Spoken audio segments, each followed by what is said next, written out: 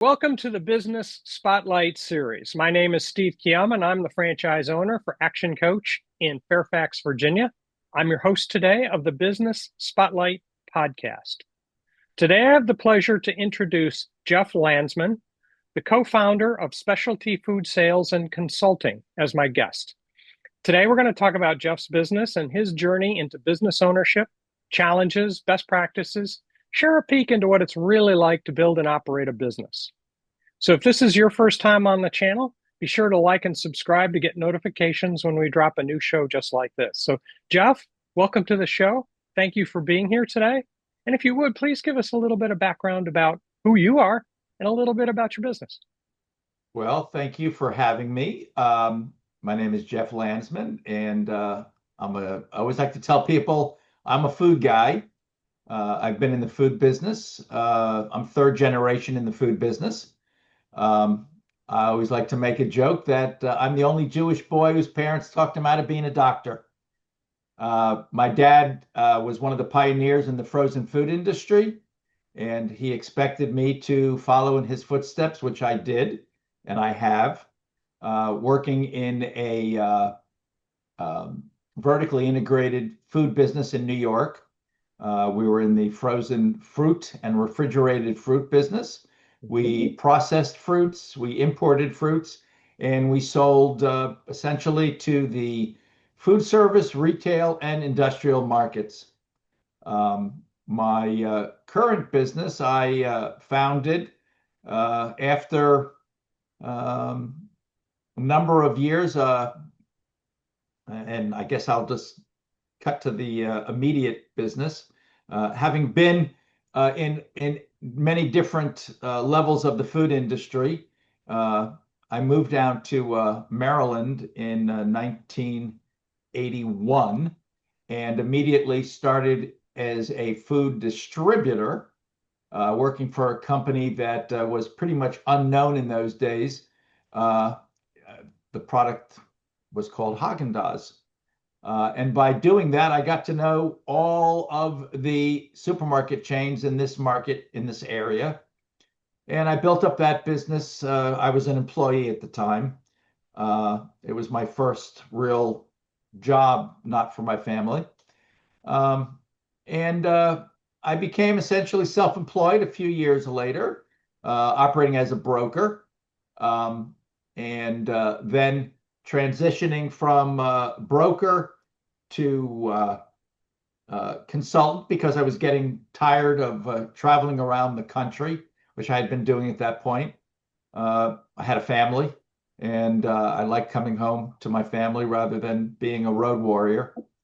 And I had that consulting business until about 2004, when my oldest son, till 2002. And when my oldest son graduated college, he said he wanted to go into the real estate business and would I like to join him? And I said, sure, why not? And I thought I'd work part-time, and I'd do my consulting business and real estate business. And I had just had my third child at the age of 50 years old. And I figured I'd spend a little bit more time with this child than the other two as I was growing my business. I didn't really have a lot of time back in those days. So 2 years went by, and all of a sudden I was working two full-time jobs, spending less time with my youngest son.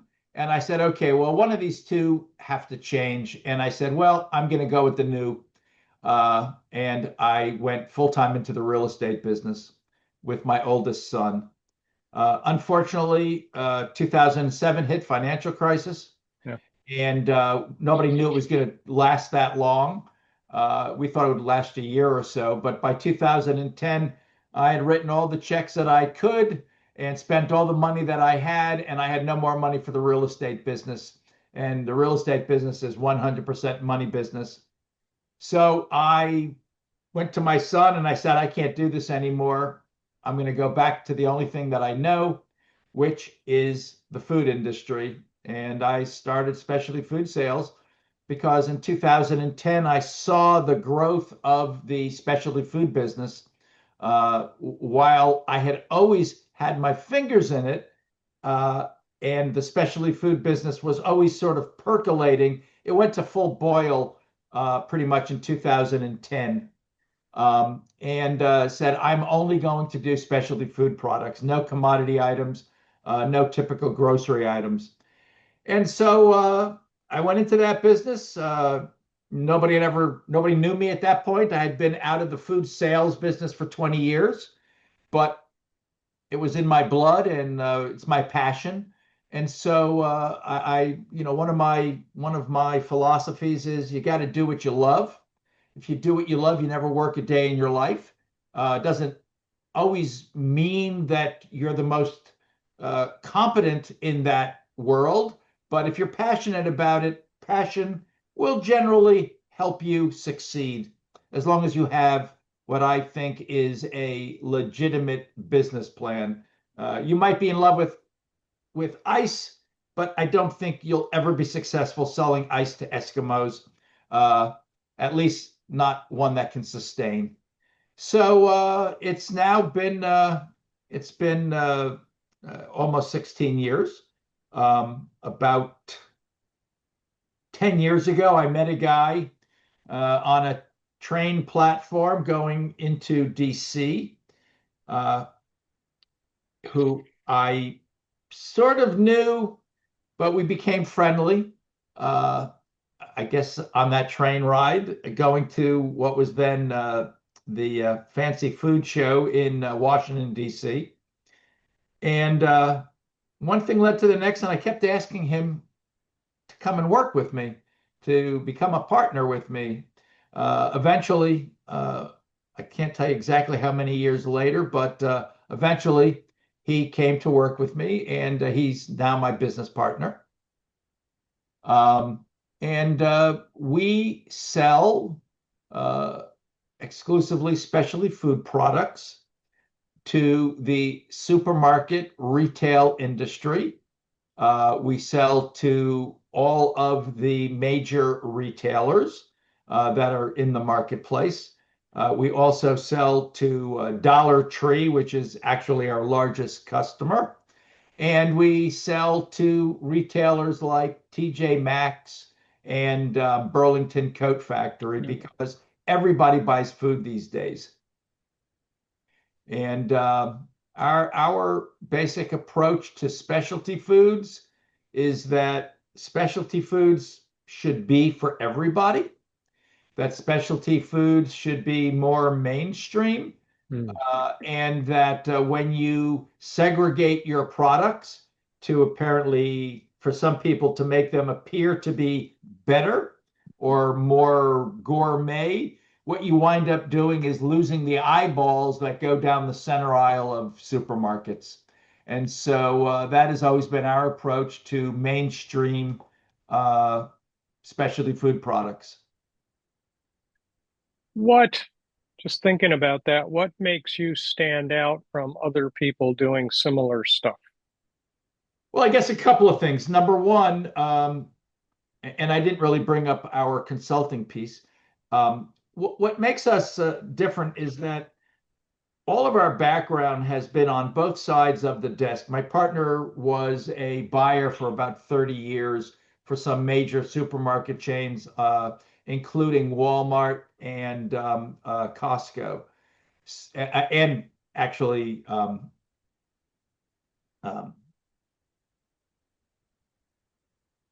yeah. And so, what makes us a little different is that we actually have bought and sold the product.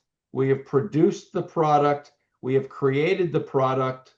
Um, and we've worked at all the different levels, both as a producer, as a distributor, for my partner in supermarket operations and retail operations. And that's all we've ever done. So we actually understand the business from the ground up. The other part is I think that because both of us have been in the business for over 50 years, we have the benefit of history and see how things have changed. And as the saying goes, if you don't look at history, you're going to repeat things. Yeah. And by seeing how history has changed the industry, we sort of have a window into the future. Okay. Yeah, that makes sense. When you're talking to a customer, how do they see you and how do they see that strength? So as a broker, we actually have two customers. We have the companies that we represent, and we Hmm. call clients, and then we have the retailers to whom we sell, and those Hmm. are customers. So there are two different conversations. One is to show our expertise and what our values are, because I think values are really, really important Yep. Right. Right.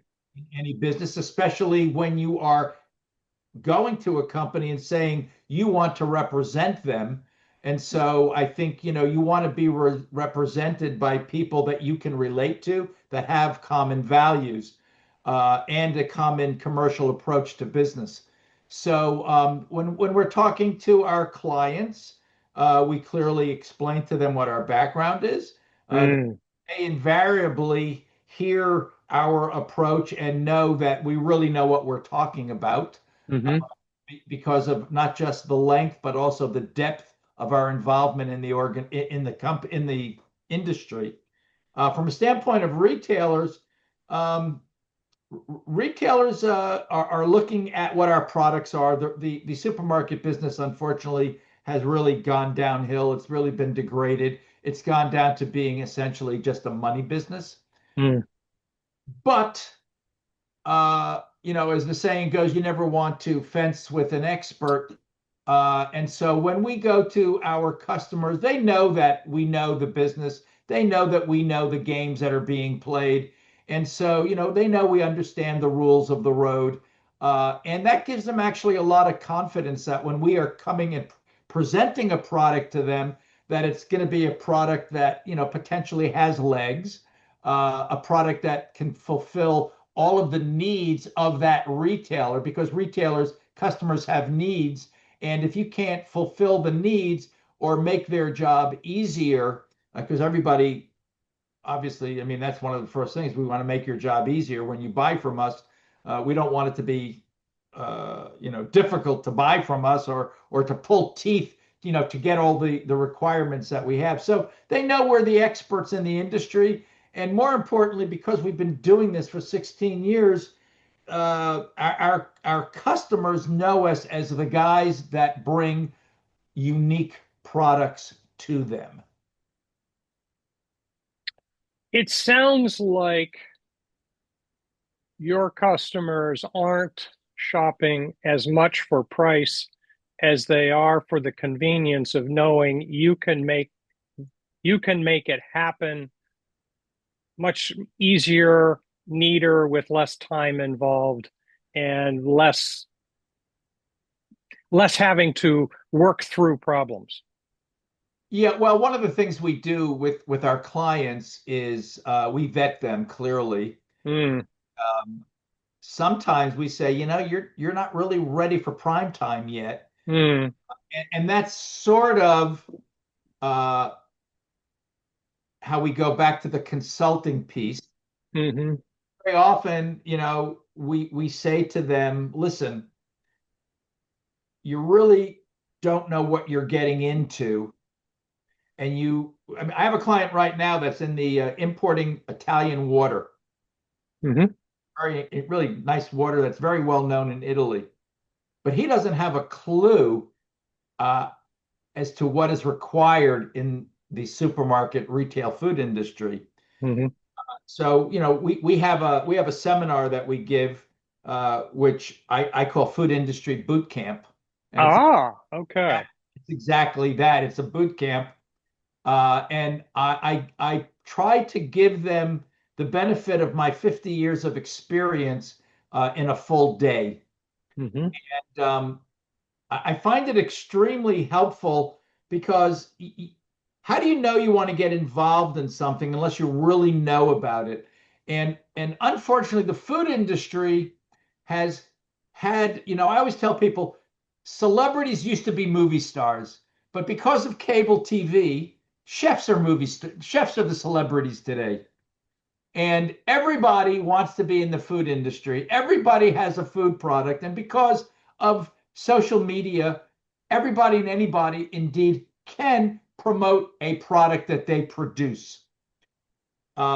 Sometimes they make a big hit and they get money thrown at them, and or they get companies that want to support them or a celebrity that wants to support them. But like any business, if you don't have all of the tools in the right place to sustain you, you can be very successful and still go out of business. Yep. Good, good, good, good. So this is what we try to avoid. And I just sort of I go back to some of my very earliest lessons, and the first one is the Boy Scouts: be prepared. Yes. Yeah. And of course, there's a lot that goes after that, what it is that needs to be prepared. But, whatever it is you have to do, you have to be prepared, which means you have to know the rules of the road. Not knowing the speed limit does not get you out of a speeding ticket. Yeah, details. Use. Understanding all of the requirements of your customers and of the industry are sometimes very painful. But if you don't put it into your P&L, if you don't put it into your budget, that will also put you out of business very quickly. So Yes. we're really out there not just selling product, not just identifying product, and in many cases, actually developing products. Again, that's our consultant's hat for some of our clients, but also preparing them for the industry so that when, and hopefully they are successful, they have the longevity that they need because they have all the tools. So when they're buying from you, they're not just buying 6 dozen boxes of X product. They're buying the expertise you've got to make sure that product is actually the product that they want and it comes in the way that they need it, with the insights on all of the insights that they're going to need to make sure that there's no situation where they're going to have to send it back. Well, okay, so from the customer standpoint, when I present a product to that customer, we have all the boxes checked. Yep. We know exactly what is needed, and that customer, that supermarket chain knows that we know what goes into it and that we have what is required. Uh, now, I will say the requirements have changed dramatically, Oh, I'll bet. and I would say they've changed in the last 10 years.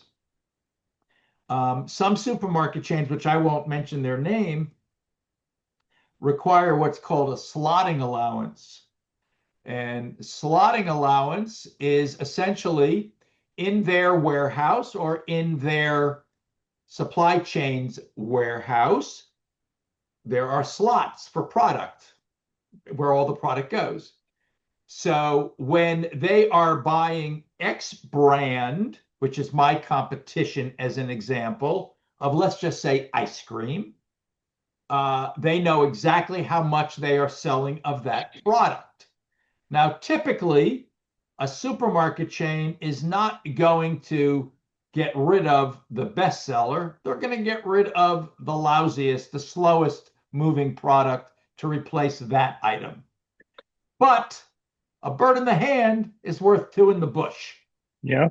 So they go to the company that might be replacing that and say, look, we need money upfront, which we are calling slotting, to put you in that slot. Now, over the years, that has changed dramatically. And again, one of the larger retailers in our market, and by the way, our market is predominantly from North Carolina up to New England. That's Mm-hmm. our area of influence, as I like to call it. They want to charge $35,000 per SKU. Wow. So, as I said before, the supermarket business has gotten to be the money business. Mm-hmm. Now, my my clients do not have $35,000 per SKU to pay anyone for the privilege of getting on their shelf. Yeah, right, right, right. Yeah, got it. So if you don't know how to talk the talk and walk the walk, and if you've not been there before, and if your opponent, who essentially is your customer in this case, knows that you don't know, they're going to tell you, the first thing you say to them, I don't have 35,000, they're going to say, bye. But we know how to address that. And Hmm. we know that it wasn't always that way. Hmm. In fact, when I got into the business, in that 20 years, as I said, that I had been out of the food business, that's when this slotting happened. It never existed prior. And 15, 16 years ago, when I started specialty food sales and consulting, it was just really starting. And the cost in those days perhaps was $5,000 per SKU. Yeah, got it. Yeah, $5,000 in 2010 is not $35,000 today. right. Yeah, So, maybe $5,000 in 2010 is what? 10,000, yeah. $12,000 today? I don't know exactly. I don't think it's that much, but yeah, the point's the same. And also why food costs have exploded because, Yes. because somebody's got to pay for that. Yeah. Well, in the end, it's the consumer that's going to pay for that. Right. So, again, to your initial question, when we're going to the customer, whether it's a supermarket chain or a food distributor, we pretty much know what their requirements are, whether they are reasonable or unreasonable, and we just give them our best shot. I like to tell people when they say to me, "Well, what's important to get on the shelf in a supermarket?" I said, "It's the four P's: it's product, it's price, it's promotion, and it's placement." Hmm. These are the four P's that are required to even be able to achieve success. Yes. Okay. But all of those, even if you comply with those four P's, meaning you have the right product Hmm. at the right price with the right promotional activities, because nothing happens in a vacuum, Right. and placement, meaning it's in the right part of the store. In other words, if you're selling cheese, you probably don't want to necessarily put it next to disinfectant. It's not going to sell. The merchandising has to be done correctly. Yeah. So when we go to those customers, we have all of those things um, according to what the market requires, as well as to the specific requirements of that supermarket distributor customer. And um, you know, I used to, when I was much younger, I used to say, if you can't baffle them with your brilliance, I mean, if you can't dazzle them with your brilliance, baffle them with your bullshit. But that doesn't go far really anymore because unfortunately, um, most of the people that are in the buyers that are in this business, the initial buyers, the lower level buyers, don't know what brilliance is because they haven't been in it long enough and they haven't, it's a job for them. Check off the boxes. Yeah, exactly. And so, that again, and I don't want to be that guy that says, oh, the good old days, because maybe the good old days weren't that good. But back in the day, there was never a buyer in a supermarket chain or a distributor that didn't work their way up from the store to the higher levels. Mm. Yeah. one in the grocery business that was in merchandising procurement had not spent time in the store learning the school of hard knocks. Even if they had, master's degrees, they still started in the stores. And most of the supermarket chains were started by, immigrants Hmm. who had a little grocery store in East BF, wherever. Right, right, right, right. And again, I talked about history. If you don't know the history, you can't really appreciate the present. Well, that actually is a good pivot to a question. What's the future look like? If you look out 5 or 10 years, what's the future look like? Well, I'm 72 years old. And as I always like to tell everybody, I'm glad I only have to be doing this for another 20 years. Um, so um, I see number one. Well, so that's a loaded question. I see prices going up not just because of inflation. I see prices going up, and not just because of tariffs, although those are both good reasons to be going up. See it because of all of the inefficiencies Ah, yes. in the supermarkets. It's no different than, as I think you and I talked about the other day. We have more ways to communicate, but there's less communication. Ah, funny about that. The tools are out there, but people don't use them. Right, I right. think people have become sort of jilted to communication. Good way to put it. Good way to put it. So I see the, COVID progressed home delivery dramatically. And companies like Amazon buying Whole Foods has integrated the food industry to the online industry. And I think because of all of the social media, again, if I look at those P's that we talked about, the four P's, promotion has changed dramatically. You don't need to have Mhm. your product on TV. You don't need to have your product in a circular in the store. Or if you most of us who are probably over the age of 60 remember on the windows of supermarkets, sirloin steak on sale, and whatever brand of Aunt Jemima, which is no longer Aunt Jemima, Aunt Jemima, on sale. Well, you don't need to do that anymore. Now it's all social media. And in fact, I had a conversation with one of the senior buyers of one of our supermarket chains, one of our major supermarket chains, and she said to me, "You need to be active on TikTok and Instagram because there are a lot of products that have been developed that are heroes of sales are doing great in the markets, all because of Instagram and TikTok. It's no different than our pop stars, right? I mean, I can't think of his name because I don't watch that stuff, but you know, people have become famous online and then they get a contract. It's not everything has changed.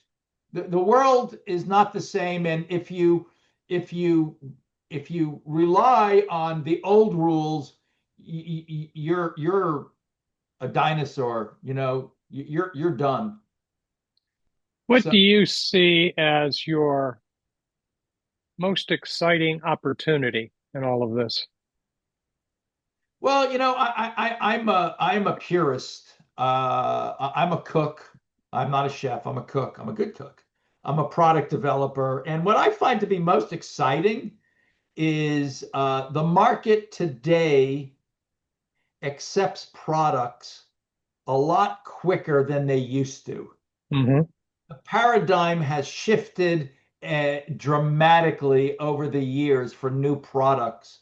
And, Hmm. and I can relate to that. As I said, I was one, I mean, selling Haagen-Dazs, which, changed the industry.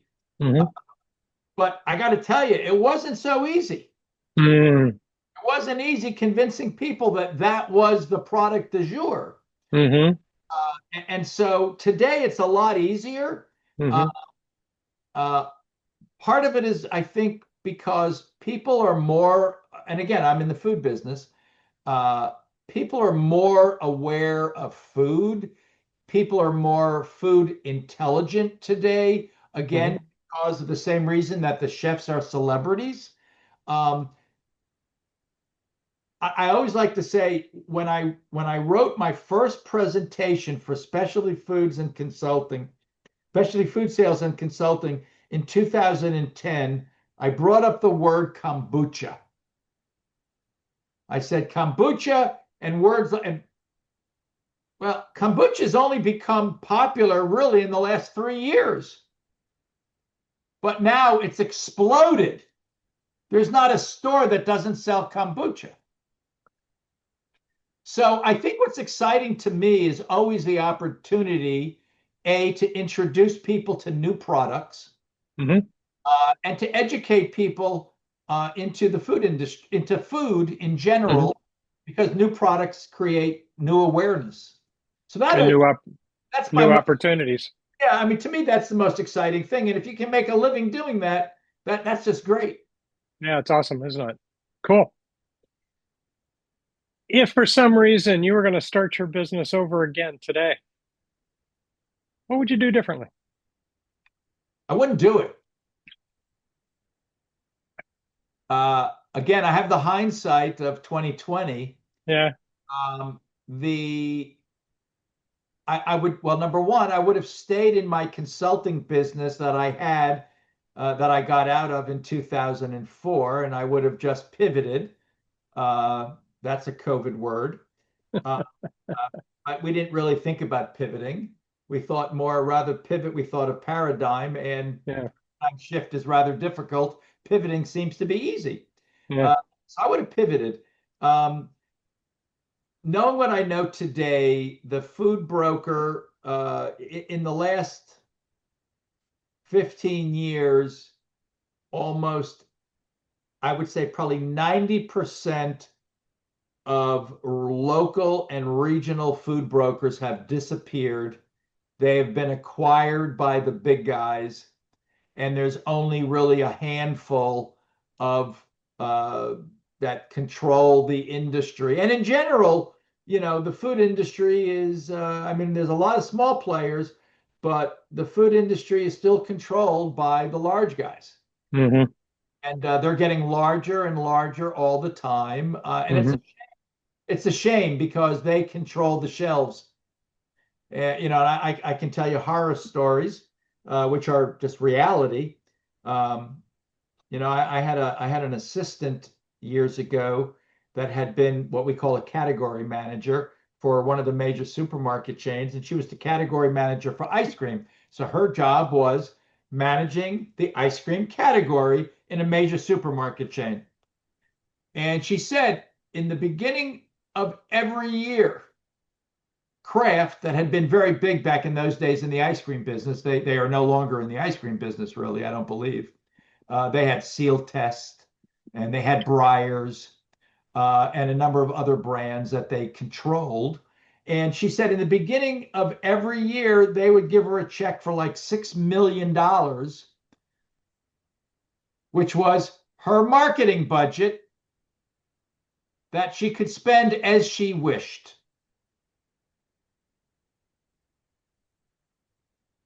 And they bought their way.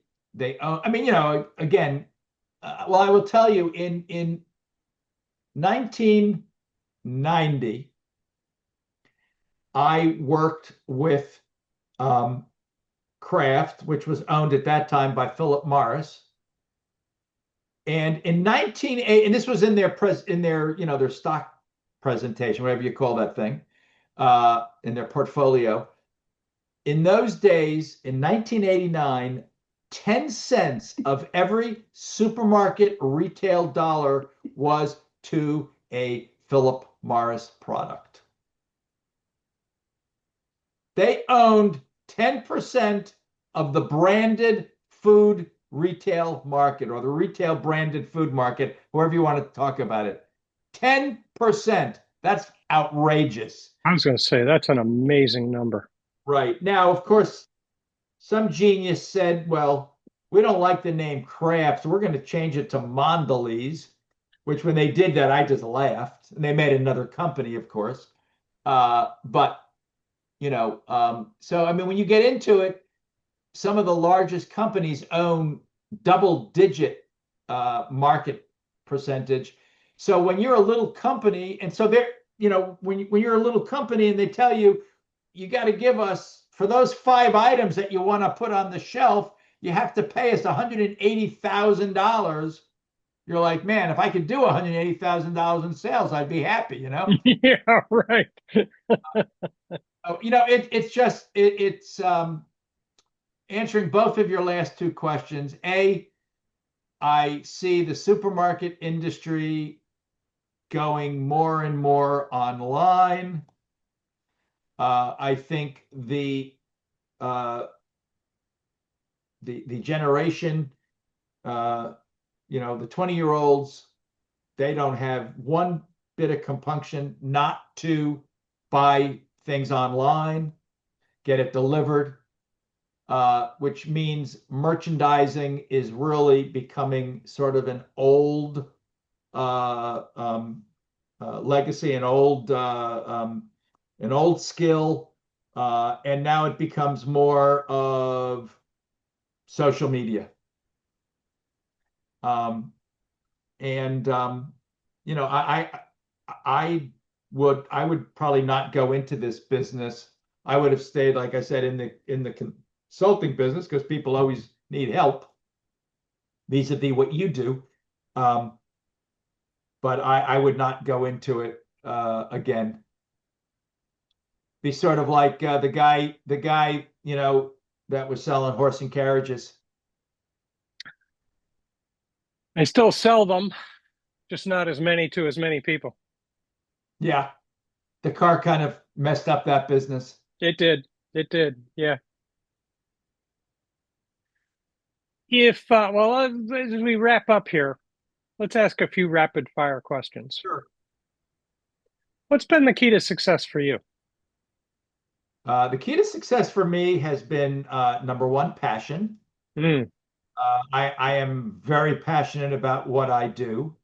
Number two, I believe authenticity, uh, mm, both in my approach to people and business, as well as my philosophy on the products that I sell, mm, mm. be authentic. Uh, and then I guess hard work. Uh, Yeah. my dad put me to work at the age of 4 years old, making boxes at the end of a production line. And when I was 16 years old and working for the summer, and I was at the end of the production line, I wasn't at that time making boxes anymore. I was weighing product and packaging and closing up boxes. And I sat down because I could sit down because the scale was at a lower level.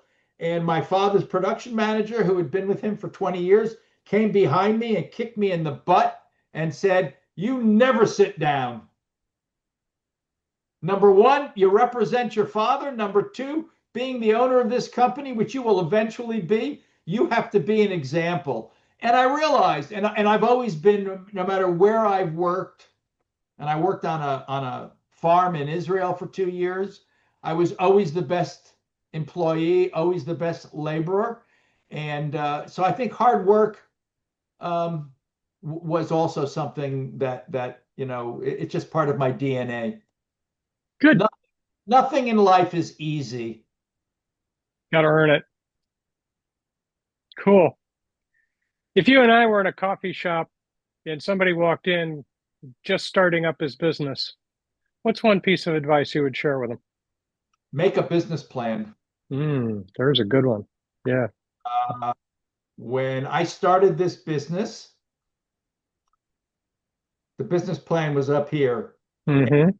I joined what do you call it? I can't think of the word. place where you go to start up businesses, a business incubator. Incubator. Yeah. An incubator, thank you. I went into an incubator, and the head of the incubator said, "Do you have a business plan?" I said, "Yes." He goes, "Can I see it?" I'm like, "No." He goes, "Why not?" I'm like, "It's up here." He goes, "Well, I need it on paper." And that the next day, I went to my office. I pulled up the SBA business plan format, and I wrote out in one day a 38-page business plan because it Good. definitely up here.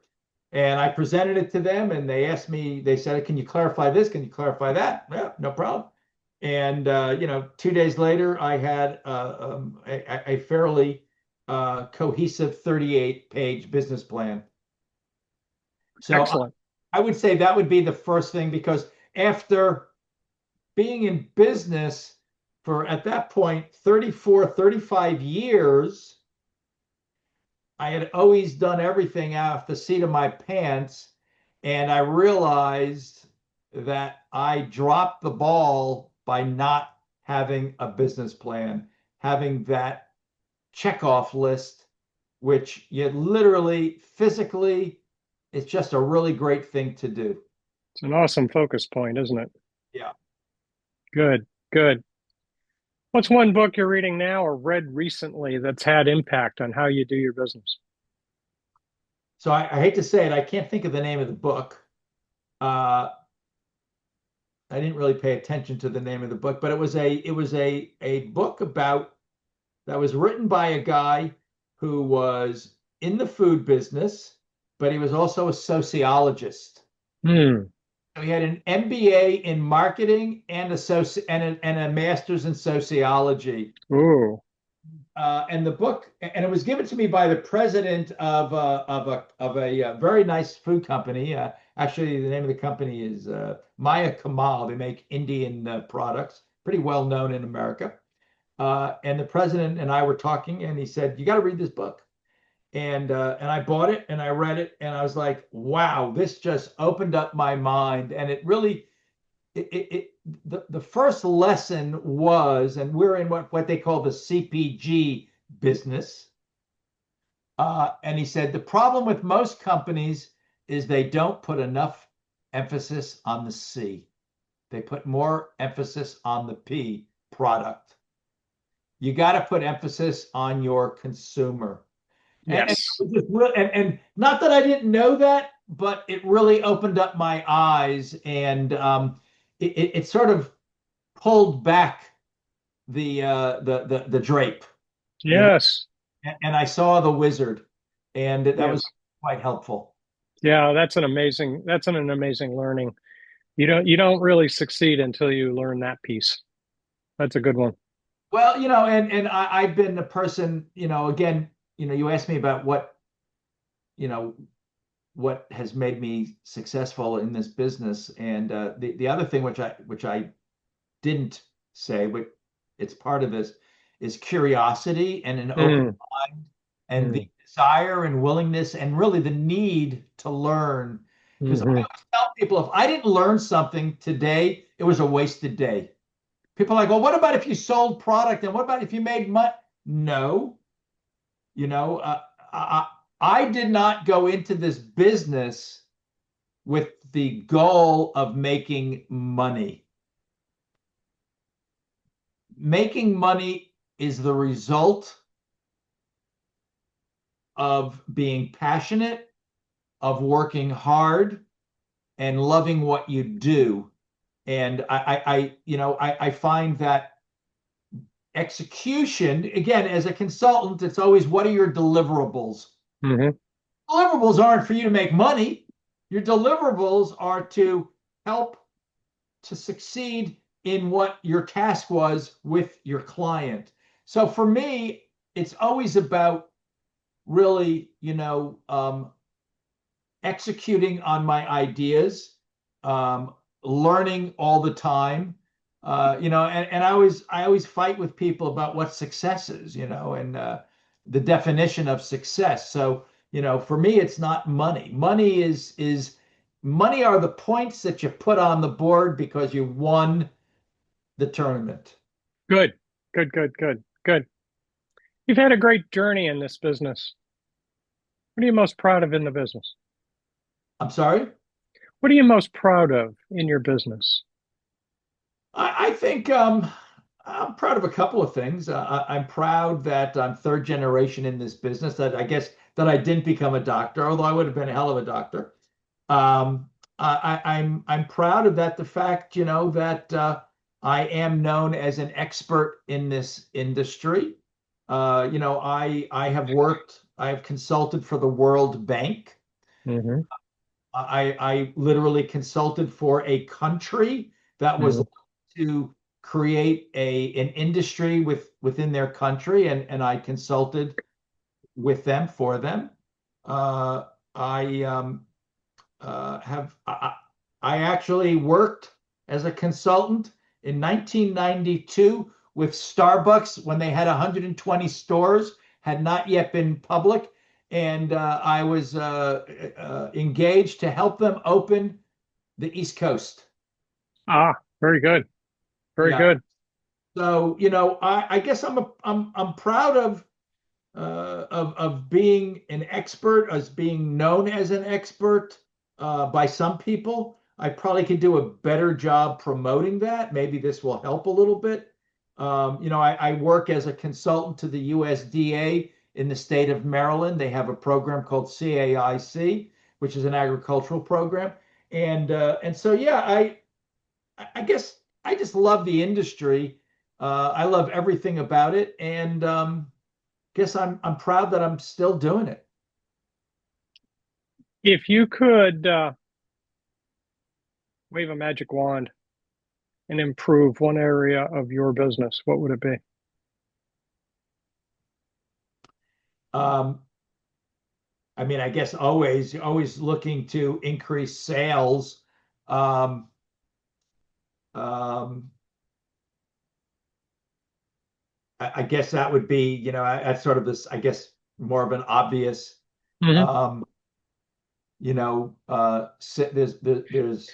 there's a reason why on a P&L sales is the first thing. Um, um, so yeah, I guess I just would like to. And it's sort of a function of when you're in the business that I'm in the niche that I'm in, being successful or selling successfully is not as easy as selling a commodity item.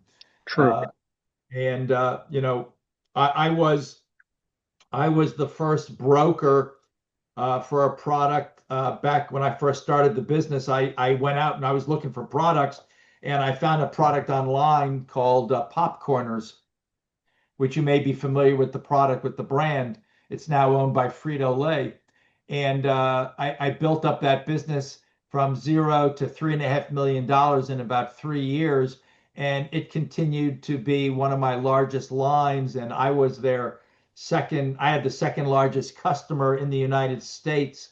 And then they got bought out by a couple of companies. But the second company that bought them out said, "Thank you, Jeff. We don't need you. We have our Yeah. own infrastructure." And I understood that. But when you have built up a business for 12 years that's doing $3.5 million and you're getting paid a 5% commission, it's sort of hard to walk away from that. And Yeah, right. it was very painful getting my last check. But now we were doing 75 in total, the company, we were doing about $75 million a year when they got acquired. And now it's a $450 million brand by Frito-Lay, Wow. which is not big enough for Frito-Lay. Right. Wants $1 billion brands, Yeah. as do all of the large food companies. They only want $1 billion brands, and Yeah. that's what they'll tell you that we're looking for $1 billion brands. Yeah. Yeah. Cool. Can Halo Top be $1 billion brand? I mean, that's sort of the way they look at it. Yeah. So when you're talking to George, who's just come out with his brand new barbecue sauce last month, that's going to be a long journey. Yeah, well, barbecue sauce is one of those items that I don't ever represent. Yeah, yeah, I would. I Cool. don't, Cool. also don't represent olive oil. Yeah, there's another one. Okay. Yeah. Yeah. All right. So most important question. Yeah. How can people who want to know more get in touch with you? They can just pick up the phone and call me. It's the old technology. I love this thing. As you can obviously tell, I'm quite glib and vociferous. And sometimes I do. I know I talk too much, but I also feel like I have a lot to say, and I'm not spewing garbage. I spew a lot of facts. Hmm. And I very often go with a stream of consciousness. Uh, but I always tell people I go that way, but I always wind up where I started. I always answer the question. It just sometimes is somewhat circuitous. Yeah.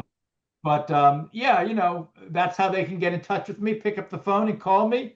They can go on our website, which we have specialtyfoodconsulting.com, and as well as specialty-food-sales.com. But if they put in specialty food sales and Maryland, our website comes up right on the top.